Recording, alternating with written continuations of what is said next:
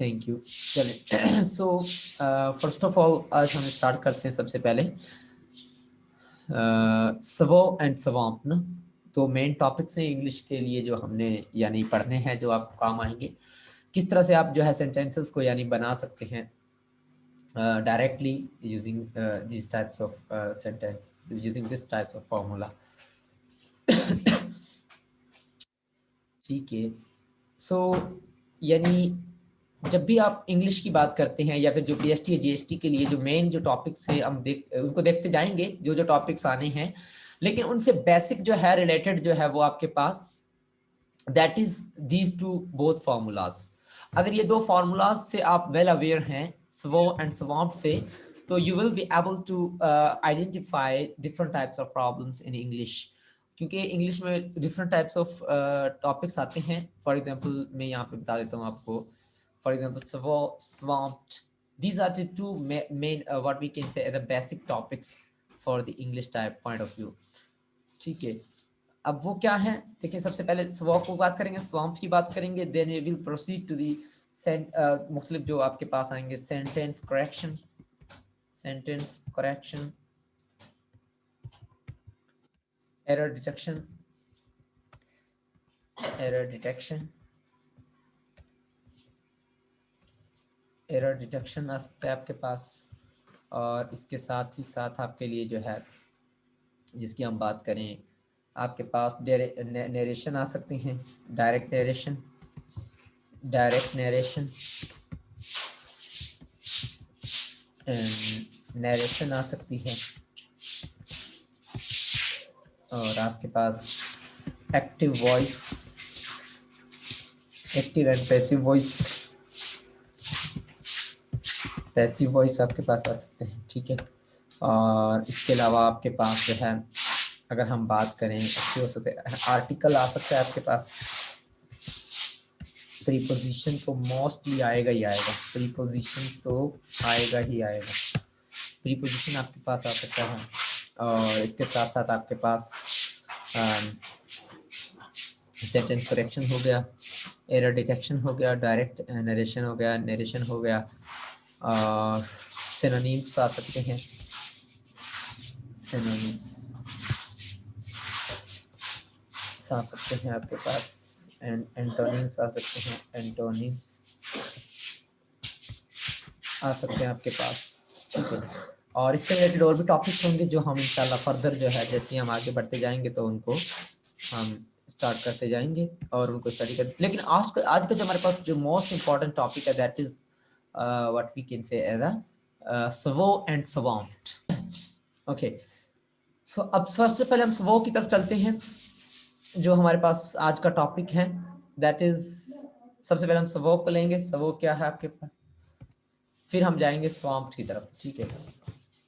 सो अच्छा, कोई आप में से मुझे फुल फॉर्म लिख के सेंड करे, स्वो की फुल फॉर्म क्या हो सकती है इंग्लिश में?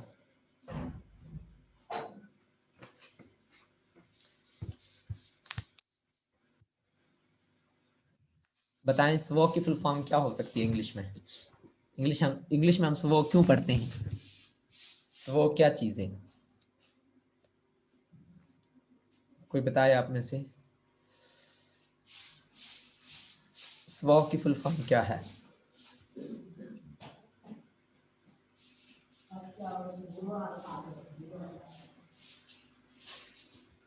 चले चले मैं बता देता हूँ। सो या that's fine, that's subject verb and object. सबसे पहला जो हमारे पास किसी भी सेंटेंस की जो कंस्ट्रक्शन होती है, जो भी सब्जेक्ट होता है उसकी जो कंस्ट्रक्शन होती है दैट इज यूजिंग स्वो, means subject plus verb plus object. अच्छा, सो इससे मिलके आपके पास कोई भी सेंटेंस जो है वो बना हुआ होता है। ठीक है। सबसे पहले हम देखते हैं कि सब्जेक्ट क्या होता है एंड ऑब्जेक्ट क्या होता है और वर्ब आपके पास क्या होता है। मैं जो है सब्जेक्ट कहता हूँ, मेरी नज़रों में जो सब्जेक्ट है दैट इज, उसे मैं कहता हूँ दादा। सब्जेक्ट का मतलब होता है दादा। अगर मैं आसान लफ्जों में बात करूँ ना एक चीज को समझने के लिए, क्या आपको कैसे पता चले कि सब्जेक्ट कौन सा होता है। और ऑब्जेक्ट जो होता है उसे मैं कहता हूँ दादी। अब ये क्या है ये आपको समझा जाएगा कि मैं क्यों इसको दादा और दादी कहता हूँ। और ये वर्ब जो होता है, वर्ब को हम कहते हैं दैट इज, इन दोनों के दरमियान जो है वो इनका निकाह है भाई, दादा का और दादी का निकाह, जिसे हम वर्ब कहते हैं। अब ये कैसे, मैं क्यों बात कर रहा हूँ ऐसी, तो ये आपको पता चल जाएगा थोड़ी देर में, ठीक है। अच्छा, यानी दादा और दादी का निकाह, यानी सब्जेक्ट वर्ब ऑब्जेक्ट। कैसे पहचाना जाए कि यानी सब्जेक्ट होती क्या चीज़ है, ऑब्जेक्ट होता क्या है और वर्ब होता क्या है। फर्स्ट ऑफ ऑल इनको यानी जानना लाजमी है। ओके, सबसे पहले अगर हम देखें तो सब्जेक्ट को हम दादा इसलिए कहते हैं, फॉर एग्जाम्पल मैं लिखता हूं असलम इज ईटिंग अ बनाना, बनाना, ठीक है, असलम इज ईटिंग अ बनाना, ठीक है, असलम एक बनाना जो है वो खा रहा है, ठीक है। सबसे पहले देखें,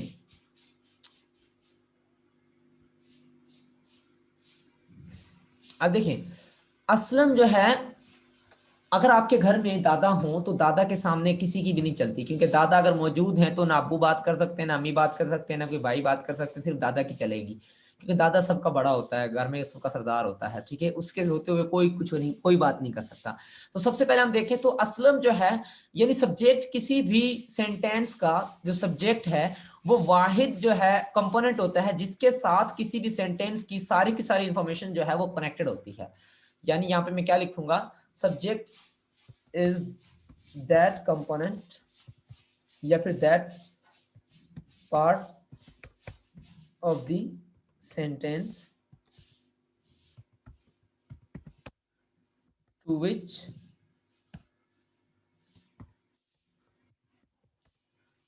all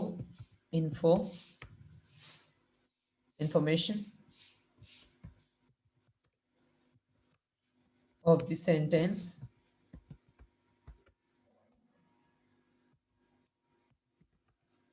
is connected।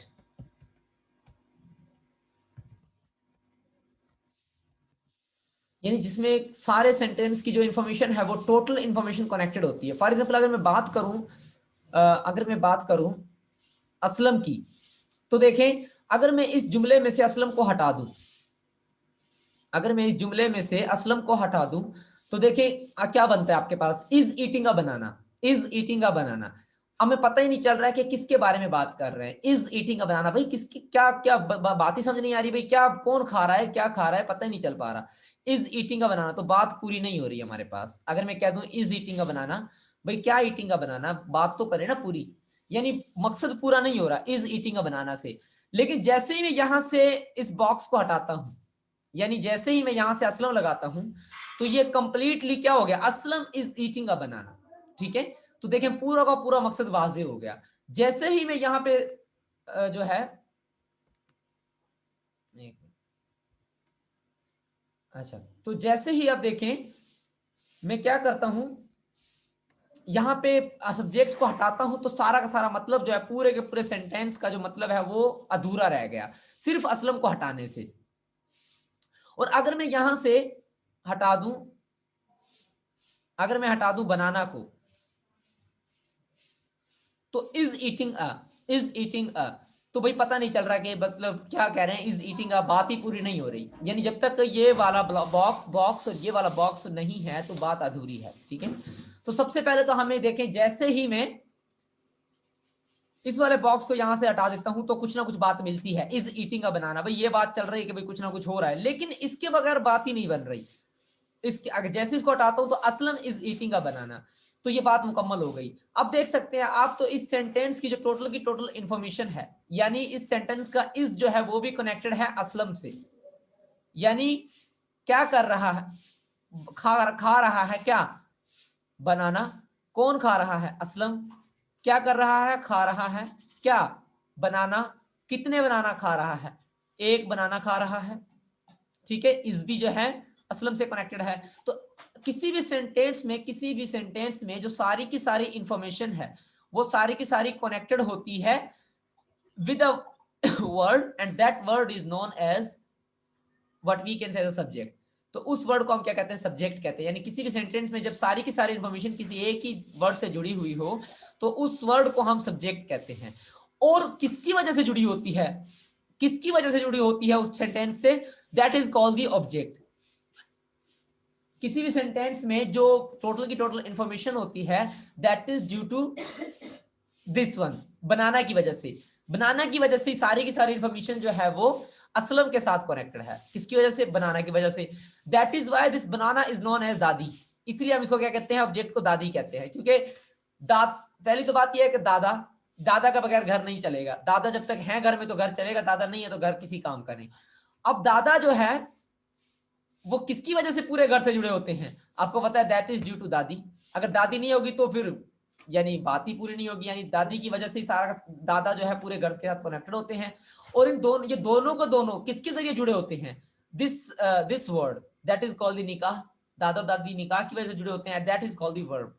That is called the verb.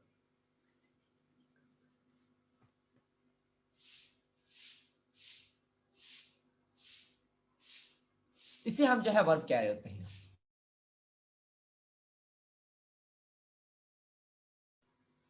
अच्छा, यानी देखिए अब अगर मैं ईटिंग इसमें से हटा दूं, अगर मैं ईटिंग इसमें से हटा दूं तो भी बात नहीं बन रही। अगर मैं ईटिंग हटा दूं तो भी असलम इज अ बनाना, बात तो हो रही है लेकिन वो काम की बात नहीं है। असलम इज बनाना, भाई असलम बनाना कैसे हो सकता है? असलम इज अ बनाना, असलम तो बनाना नहीं हो सकता। इसका मतलब है इज भी जो है मीनिंग रखता है, सॉरी वर्ब भी मीनिंग रखता है कोई ना कोई। जब तक वर्ब नहीं होगा तो हमें बात का मुकम्मल तौर पे पता नहीं चलेगा कि क्या हो रहा है क्या नहीं हो रहा। That is why Aslam is a दादा and object banana is in dadi and the verb between them is nikah. That is why they are connected. For example, एक और जुमला मैं यहाँ पे लिख देता हूँ। That is, अगर मैं यहाँ पे लिखूं Rahim is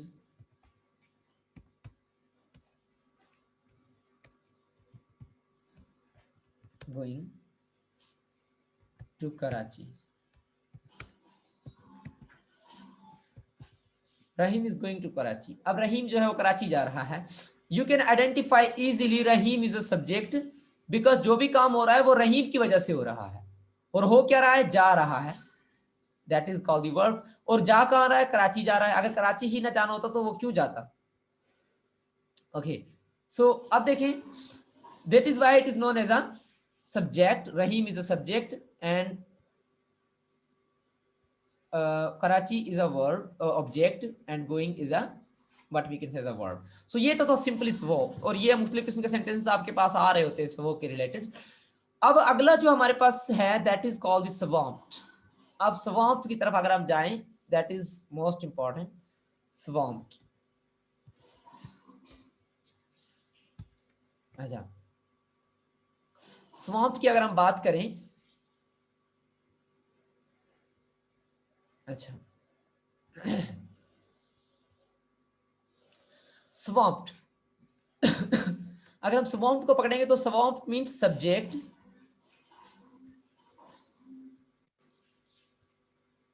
subject plus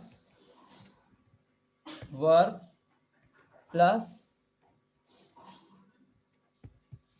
object plus subject plus verb plus object plus manner plus place plus time. Okay, अगर आपको ये फार्मूला यानी अगर समझ आ गया मुकम्मल तौर पे, so you can easily form different types of sentences using this formula swamp subject verb object manner place and time। अब ये क्या है देख लेते हैं इसको।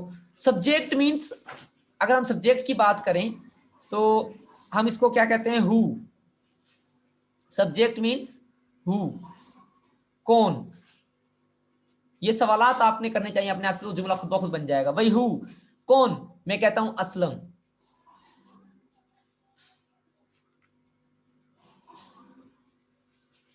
ठीक है। अब what, verb means what, what, ठीक है। क्या, असलम इज व्हाट, यानी क्या कर रहा है, तो मैं कहूंगा भाई Aslam is eating,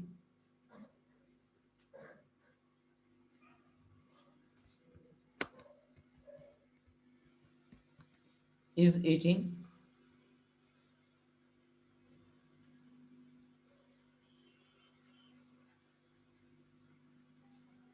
is eating.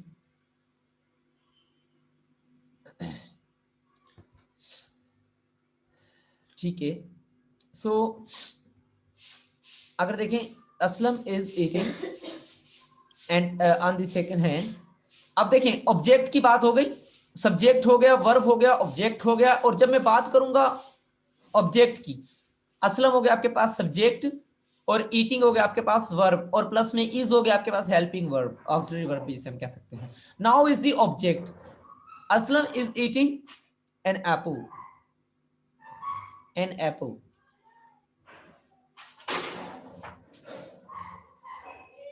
भाई एक एप्पल खा रहा है। अब यहां तक तो जुमला आपका पूरा हो गया, यानी सब्जेक्ट भी आ गया, वर्ब भी आ गया आपके पास, एंड ऑब्जेक्ट भी आ गया। नाउ इज द मैनर, ठीक है। सो अब व्हाट ऑब्जेक्ट मींस विच भी हम कह सकते हैं, इसके लिए हम विच इस्तेमाल करते हैं। और मैनर के माने होते हैं हाउ, मैनर के माने होते हैं आपके पास हाउ।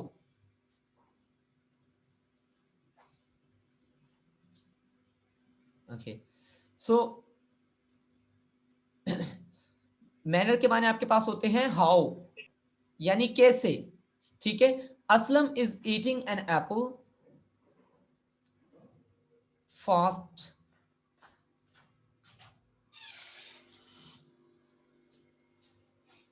फास्ट, ठीक है। या फिर मैं इजी यहाँ पे, ठीक है, Aslam is aping, Aslam is eating an Apple. अब हाउ की बात, यानी हाउ की जब हम जुमला बनाएंगे तो वही उसका मैनर बताएगा, यानी वो कैसे खा रहा है, ठीक है, यानी वो किस तरह से जो है वो खा रहा है किसी एप्पल को, ठीक है। कॉमली, हम सिंपली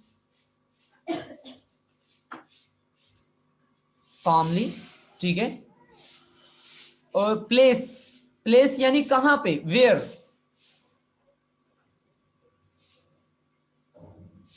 कहां खा रहा है, इन होम, एट होम, या फिर मैं यहां पे कह दूं at home,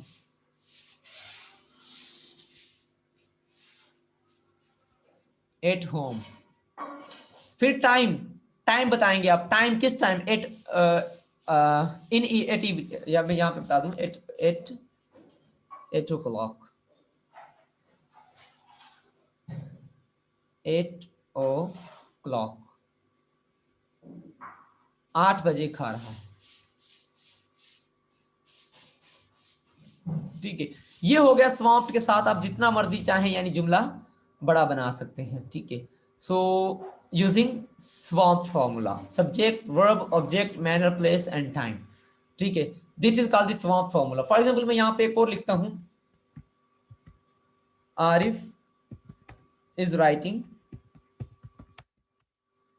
a letter, Aslam Arif is writing a letter uh, in Sakkar, in Sakkar, writing a letter in Sakkar at 9 o'clock,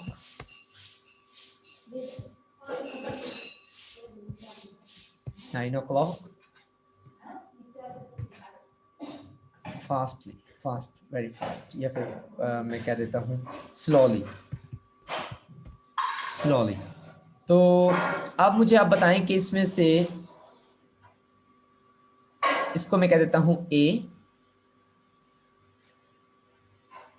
और इसको मैं राइटिंग को कह देता हूँ बी, और मैं सी, और इसको मैं कह देता हूँ डी, और इसको मैं कह देता हूँ ई, इसको मैं कह देता हूँ एफ। अब मुझे बताएं इनमें से डी मैं यहां पे लिख देता हूं ऑप्शन ए, ऑप्शन वन दे देता हूं मैं, ऑप्शन वन। इनमें से डी क्या है? इधर it is a place, number two it's a manner, it's a manner,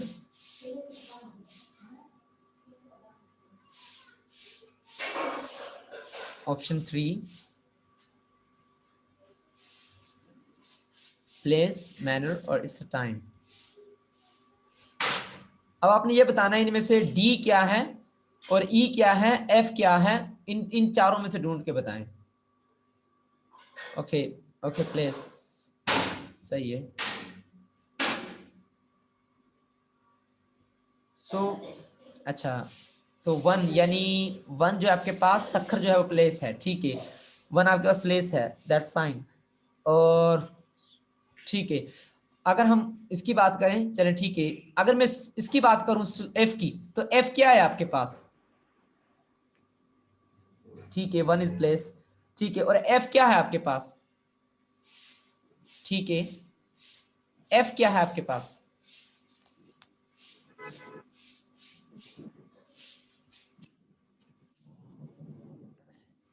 F क्या कहलाएगा आपके पास? ठीक है, manner, manner, okay that's fine, F is a manner, ठीक है, ये बहुत अच्छा, एफ इज अ मैनर, ठीक है, एफ को हम वाकई में मैनर कहेंगे, यस दैट्स गुड, यानी एफ इज अ मैनर। तो एफ की जब हम बात करें, ठीक है, और ई क्या होगा आपके पास?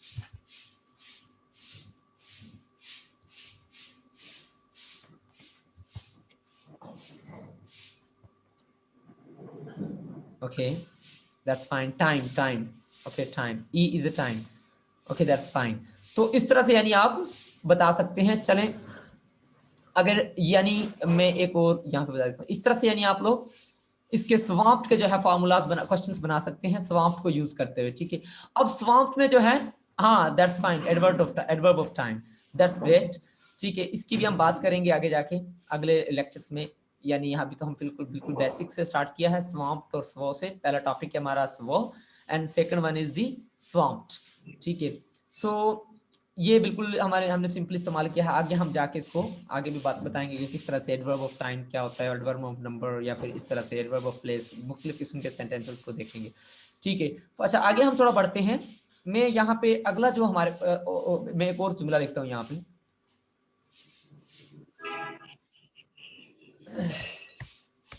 आरिफ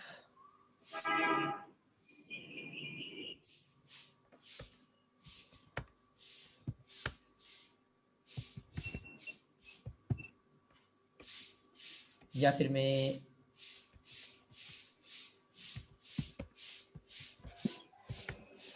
ईटन बनाना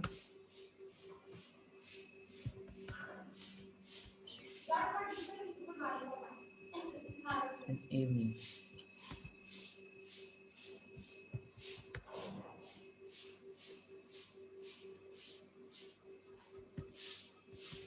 before me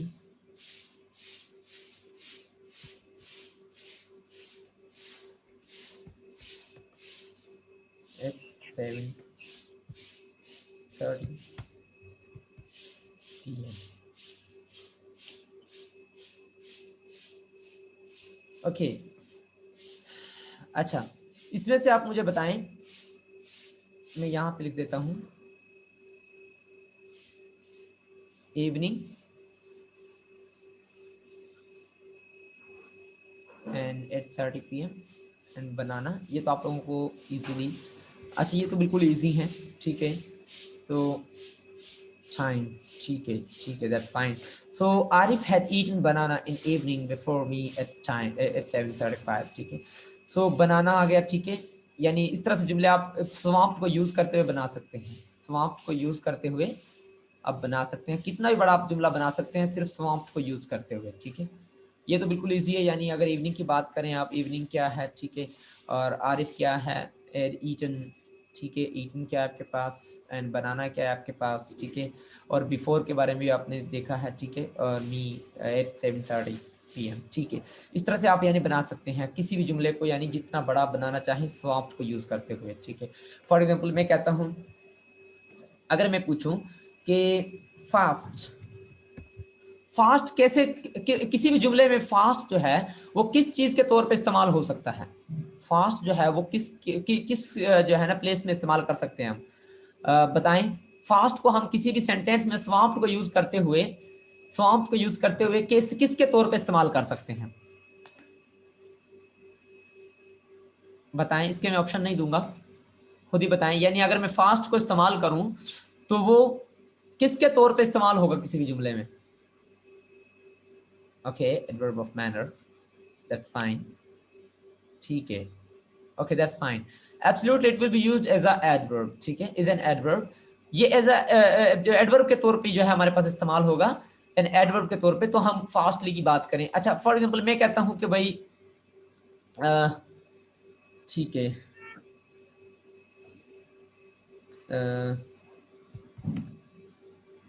इन 1998, इन 1998, 1998 किसके तौर पे इस्तेमाल होगा आपके लिए, आपके पास।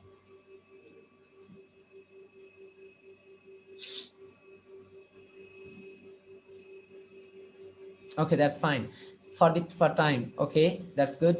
For time, absolutely it will be used as a time. That's fine. So अब इसकी वजह क्या है, इसको भी हम स्टडी करेंगे इंशाल्लाह और मुख्तलिफ जगहों पे, ठीक है।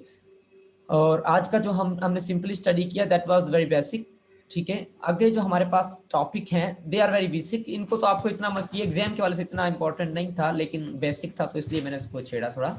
बट ये है कि ये अगले जो हमारे पास टॉपिक्स होंगे उनमें काम आएगा आपके लिए वो, ठीक है। इनको आप कभी भी इस्तेमाल करें, जब भी आपको सेंटेंस बनाने हैं तो इन दो फार्मूलाज को इस्तेमाल करते हुए आप बना सकते हैं इजीली। अगला जो हमारे पास लेक्चर होगा वो आज तो हम नहीं करेंगे, लेकिन अगला जो हमारे पास अगो एंड फॉर पे होगा। Ago and for, that is very necessary for the exam point of view. Ago and for पे इस्तेमाल हम पढ़ेंगे, अगो और फॉर के दरमियान फर्क, ठीक है। अगो हम कब इस्तेमाल करते हैं एंड फॉर कब इस्तेमाल करते हैं, इस पे हमारा लेक्चर होगा। मैं इसको ऐड भी कर दूंगा, यानी अगो एंड फॉर आप कब इस्तेमाल करते हैं। फॉर एग्जांपल मैं कह रहा होता हूँ कि भाई I have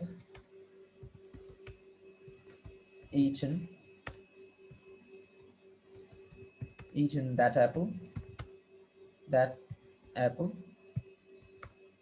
1 year ago, 1 year ago, ठीक है। फॉर एग्जाम्पल इस तरह से, और फॉर एग्जाम्पल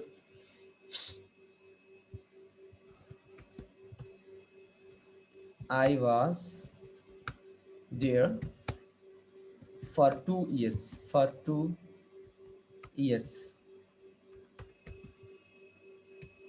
2 years, ठीक है। इनकी हम डिस्कस करेंगे तो अच्छा,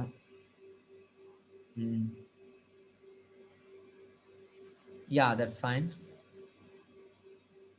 या दैट्स फाइन, ठीक है बिल्कुल। और इसको हम मुकम्मल तौर पे स्टडी करेंगे, लेकिन एक हम इसका बेसिक जो है लॉ उसको स्टडी करेंगे भी, बेसिकली ये क्या होता है आपके पास, ठीक है, उसको हम इंशाल्लाह स्टडी करेंगे। फॉर एग्जांपल इनके दो हम चार्ट्स बनाएंगे भाई, ये जो 3 चार्ट्स होंगे हमारे पास, यानी यहाँ पे क्या आना चाहिए आपके पास, पॉइंट ए पे, पॉइंट बी पे, फार्मूलेट करेंगे हम इसको इंशाल्लाह, ठीक है।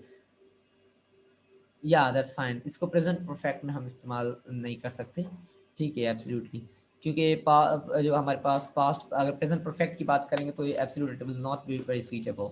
सो हम बेसिकली इसको स्टडी करेंगे कि भाई इनके दो हम जनरल फॉर्मूलाज पढ़ेंगे दोनों के, कि इस तरह से हम अगर यहाँ पे से यहाँ तक आए हैं तो अगो क्यों इस्तेमाल होगा, और यहाँ से यहाँ जाएंगे तो फॉर क्यों इस्तेमाल होगा।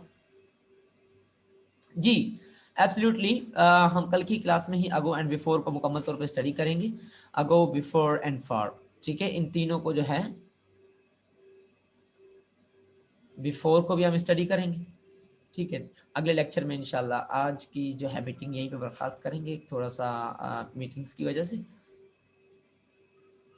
ठीक है, तो यानी यहाँ तक जो है आप थोड़ा भले इसको स्टडी करके आइएगा आगो को एंड फॉर को, और हम इसको इंशाल्लाह मज़ीद जो है इसको अंदर की डेप्थ में जाके पढ़ेंगे, और मुख्तलिफ़ किस्म के और भी हम जो टॉपिक्स हैं उनको स्टडी करते जाएंगे। साथ साथ में हम जो है सेंटेंस करेक्शन की बात करेंगे, और इन्हीं पे दोनों जो है ना ज़्यादा जो फोकस होगा हमारा कल का वो आगो एंड फॉर पे होगा। ओके, यहीं तक इंशाल्लाह इसकी आज की क्लास को रखते हैं। थोड़ा सा बिजी शेड्यूल होने की वजह से आज मैं इसको मज़ीद कंटिन्यू नहीं कर, ago as a adverb but different is used before is used as conjunction, yeah absolutely, as a conjunction के तौर पे हम इस्तेमाल कर सकते हैं, but it is always also used for a type of what we can say as a indefinite tense in sentences में हम इसको यूज कर रहे होते हैं before को भी। ठीक है, लाजमी नहीं है कि इसको हम हमेशा जो है as a for the conjunction के तौर पे इस्तेमाल करेंगे, लेकिन काफ़ी एक और इसके यूजेस भी होते हैं। ठीक है, उसको भी हम इंशाल्लाह स्टडी करेंगे। लेकिन यू हैड drunk,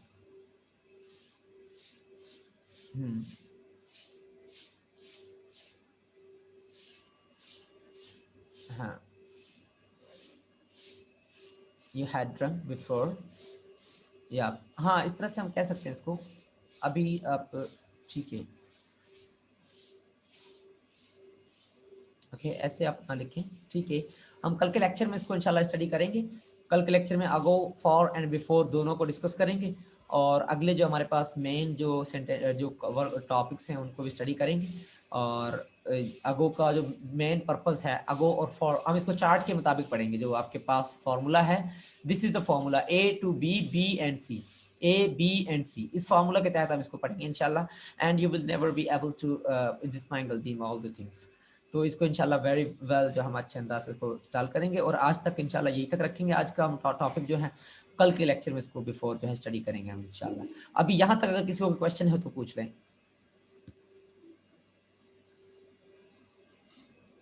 यहाँ तक अगर स्व एंड स्वॉप में से किसी को कोई डाउट है तो वो पूछ लें। अगले टॉपिक्स को हम इंशाल्लाह फिर कल डिस्कस करेंगे। अगर यहाँ तक कोई क्वेश्चन नहीं है तो मैं यहीं तक इसको एंड करता हूँ, और फिर अगली क्लास में हम इंशाल्लाह एमसीक्यूज को सॉल्व करना शुरू करेंगे जो आईबीए के टेस्ट में या मुख्तलिफ किस्म के टेस्ट में आपके लिए आए हुए हैं। ओके, फिर यहीं तक एंड करते हैं इस क्लास को इंशाल्लाह। ठीक है, okay,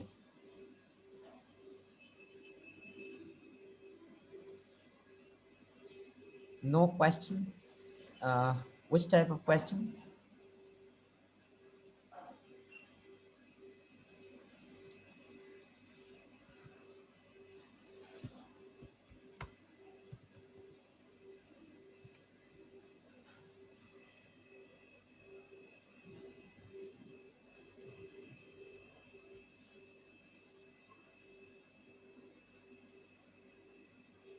okay, thank you, okay very well, thank you very much. तो हम इंशाल्लाह कल के लेक्चर्स में इंशाल्लाह इसको अब आगे डेप्थ, आज तो सिर्फ इंट्रोडक्शन देना था मैंने, और मैंने सोचा कि चलें छोटा सा एक टॉपिक भी कवर कर लेते हैं वो और समाप्त का। कल से इंशाल्लाह हम मुकम्मल तौर पे जो है अपने टॉपिक्स को जो है आगे की तरफ बढ़ाएंगे। आज की क्लास इंशाल्लाह यहीं तक एंड करते हैं, एंड गॉड ब्लेस यू। और अपनी तैयारी को मज़ीद कंटिन्यू रखें, जहाँ पे आपको इश्यूज़ हों तो उनको रिजॉल्व करते जाएँ, और मैथ्स को भी साथ साथ रखें ताकि मैथ्स में भी आपका जो है कोई डाउट ना हो, और साथ साथ हम इसको क्लियर करते जाएंगे इंशाल्लाह। ठीक है, गुड लक, अल्लाह हाफिज़, अल्लाह हाफिज़।